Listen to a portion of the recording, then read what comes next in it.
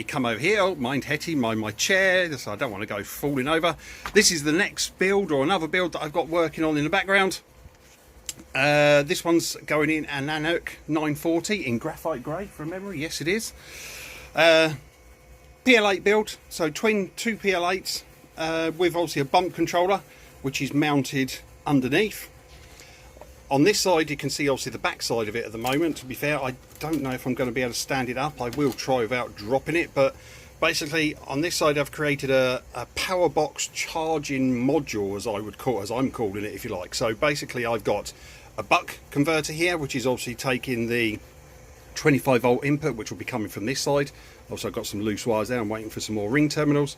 So I'll take the 25 volt input from this side, come over, drop it down to 14.5 volts, I think I've got it on the output, and then of course then that goes through a current and voltage meter up here. So I said to the customer, look, it'd be quite nice perhaps if we can put some form of indication if the power box batteries, because obviously they've got their own BMS, so they just need a voltage.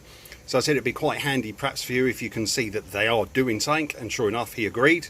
So I 3D printed a holder, and obviously then I've got a line of 4 XT60s under it.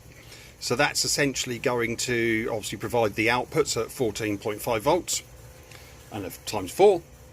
The PL8s, I decased them to obviously make it a little bit slimmer, and you can probably just about see it. Yeah, the bump controller is actually mounted there in one of my 3D printed brackets, sunk into the deck, and of course then obviously depth in the case is, you certainly haven't got an abundance of obviously depth in that case, so I had to be a bit careful with that, hence the need then to decase the chargers themselves, kind of thing. And I've just realized I have left this charger module, because that's a separate plate. As you can see, there's a separate plate which is machined on the CNC out 10mm polypropylene, and then obviously with spacers then obviously to space it off the deck to obviously give the heat sinks underneath plenty of room. And I've employed this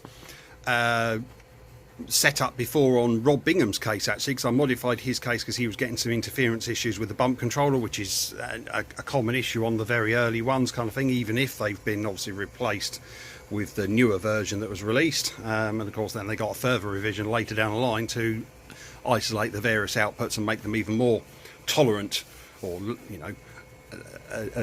admit the interference from the setup ordinarily, kind of thing. So that's obviously mounted in there, and of course then I had to remount the plate, because then I realised then the fans, well, I was going to mount them to the heat sinks, it didn't quite have enough room above. There's a capacitor on the bump controller, on the back of the bump controller PCB, and then with the fans on there was no more than 1mm clearance there, so I wasn't happy with that. So I remounted the plate and then cut the recess out to mount the fans there, because once I get around to it, also I need to create a storage compartment here, which is going to go here, so that's good. Obviously connector points here. Now if I'm very careful, can I drag it towards me? Yes, I can. And obviously it's upside down, I do apologise.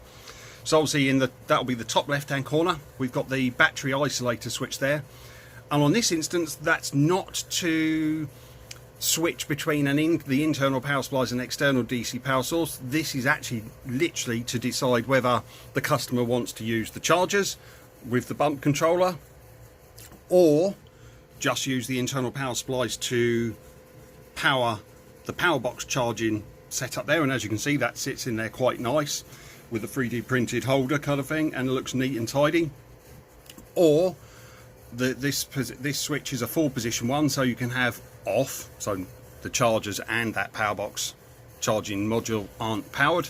You can have it on 1, which I think is, I'm going to set that to the chargers, I can't remember now. 2, which will be then the power box only getting power from the internal power supplies, or then both 1 and 2, so then the chargers and the power box charging points are active or being powered by the internal PSUs. So that's why that's there. And in the lid of this case there is going to be a backlit, okay, so it's going to be a Vario logo actually, and I'm going to do kind of like a halo glow of LED around the back of the shape of the Vario helicopter. I haven't quite got that far yet. This one's obviously taken a little bit longer because it is truly a custom build. There are some similarities to other builds that I've done, like the pockets, the 3D printed holders, also the charge case, should I say the charger holding bracket kind of thing, and the way I've mounted the bump controller. But it's all laid out differently kind of thing. So a lot of my cases are custom built, and they take the time needed to build them kind of thing. I'm certainly not a speed freak when it comes to building my cases. There's no need to rush things, and I like to make sure I turn out a perfect product time and time again. So that's obviously sub-mounted, as you can see. So that I then created or designed and 3D printed a mount for that to space that back.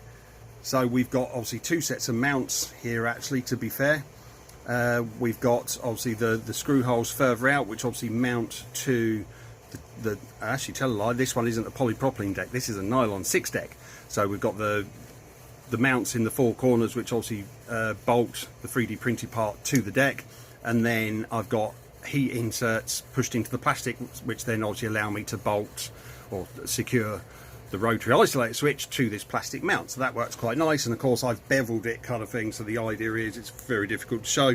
It's conical shaped in there, so it kind of all flows into it and allows the customer's fingers, and indeed my own, to go in there and tweak the things as it goes around.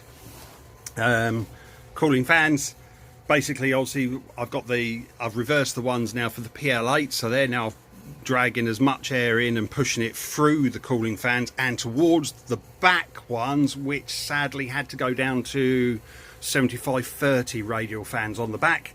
But they're going to be more than enough, and they're going to keep the air flowing quite nicely out of those chargers and take any warm air out of that. So I'm quite pleased with that. So that's obviously a quick, let me make sure I'm not pinching any wires. That's obviously a quick overview of that one. What else have I got? So I've got the case for that. I've got two small Max 300 size cases to do a couple of quad ISDT Air 8 builds as well. Yeah, and then also, tell a lie, I've got another one as well. Adam wants another Revo Electrics case as well, like his one that's already in my videos list, the one with the Revo Electrics vinyl wrap on it. He wants another build that's very similar to that, not going with a Revo Electrics wrap this time I don't think, but it's going to go 48 volts, so it doesn't stress his generator quite so much to give the same sort of power output. And yeah, essentially then a logo in the lid as well, and it's going to be a bit different, that one. So anyway, I've kept this video going a bit longer. I might end up splitting this into two, so if it does and these words at the end of it don't match up, take care of yourself, keep safe, and for all your charging needs, give me, Ian, at Coolice Charge Case, a call or email, and I'll speak to you soon. Cheers, bye.